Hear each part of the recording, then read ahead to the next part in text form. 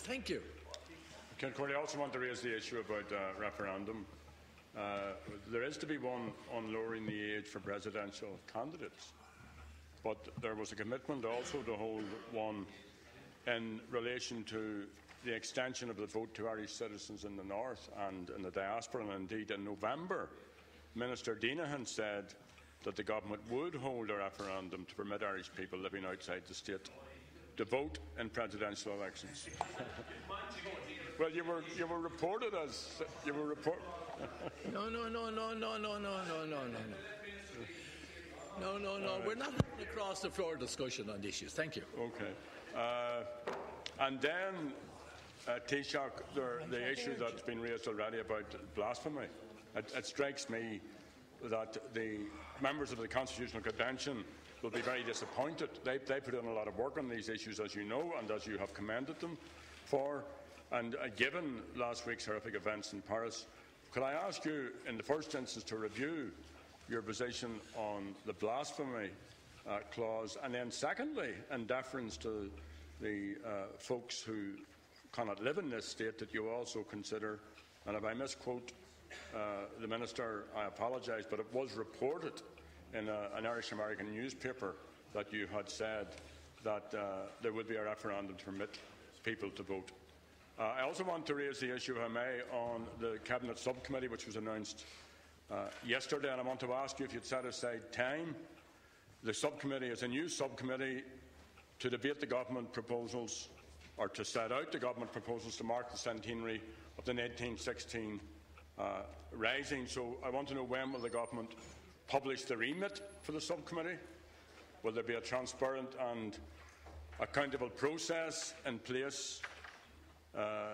The debacle that I witnessed in the GPO when you launched the thing, the nonsense around the video that was launched also by the government, the bad service done to the Irish language and to the signatories of the proclamation, they weren't even mentioned in the course of all of this. And then what will the relationship, there's already an all-party Oireachtas consultation group on commemorations, that already exists. So what's the relationship going to be between the new subcommittee with the Cabinet?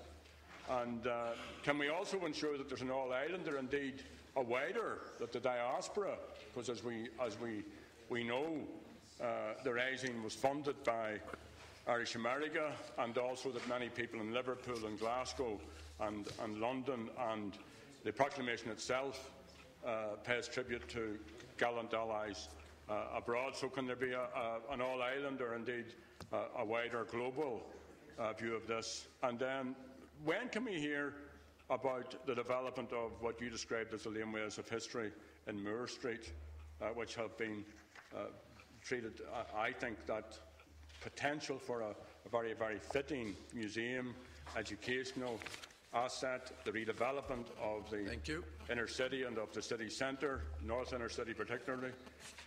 And then my last point, if I may, just to deal with two pertinent issues, are in Clár Rochdiachta Nua, the new legislative programme that came out today. In the one in the last Dáil session, the bill on public health, alcohol bill, and this is there's a crisis around public health regarding alcohol. In the last session it was in Section C. It's still in Section C. And then secondly, the one on health information bill, such a crucial issue and a subject of great controversy and concern, particularly for families of ill people or for patients themselves. It was in Section C in the last session. It's still in Section C. And these two bills are vital to preventative measures which would, if they were properly implemented, reduce the number of patients spending long periods of time in our hospitals. Thank you. There are 41 bills in this in the session through to summer.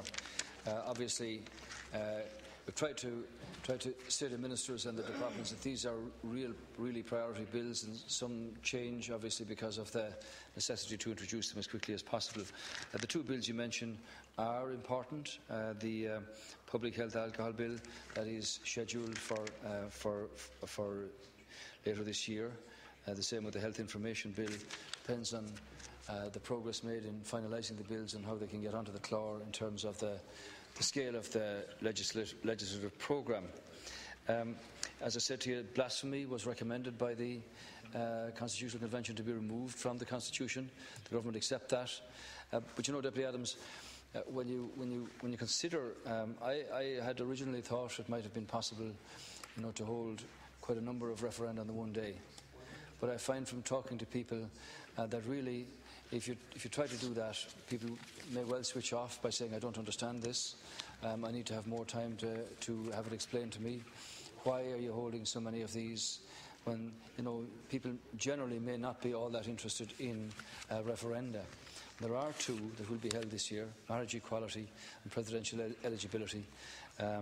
And for the people of Carlow Kilkenny, they'll have another opportunity as well. Now, in respect of the work that Deputy Deenahan did as Minister for Arts and Heritage, he had in place a situation for the development of Moore Street, the protection of the National Monument and the developments around that which were not in his control. And obviously that is not going ahead in the way in which it was envisaged. This is quite complicated, as you can understand, but I would hope that while time is short, that it might still be possible to have an appropriate development on the National Monument, though there are different elements, as you were aware, talking about the scale of the monument and what should be done in the locality to it. You mentioned that in respect of votes for Irish immigrants and votes in Northern Ireland, that Minister Deenahan had made some comment in the United States. I think I heard you make one yourself about freedom of the press when you were over there. And in regard to the Cabinet subcommittee, what I want to do here, Deputy Adams, is to, if you like, formalise the structure around the preparations for 2016, and that they be decisive and clear. And the group that's already there will continue, because that's going to engage with the parties, with organisations abroad, with others who wish to make observations, so that we can get this as right as possible. The reason for having a Cabinet subcommittee upon which ministers will attend is to support Minister Humphreys in leading the presentation and the implementation of an appropriate, comprehensive, sensitive and inclusive commemoration process for 2016. In respect of your comment about the debacle, as you call it, at the GPO, I think it was a very historic occasion indeed. It seemed to me as if you seemed to know some of the people who were involved in the background music that was taking place when the contributions were being made by the various speakers. I'm not sure whether that's true or not. I asked the Taoiseach when would the remit of the Cabinet Subcommittee be published? Details. Deputy Healy Ray. Thank you very much, Councillor. Taoiseach and all of you, I wish you all a very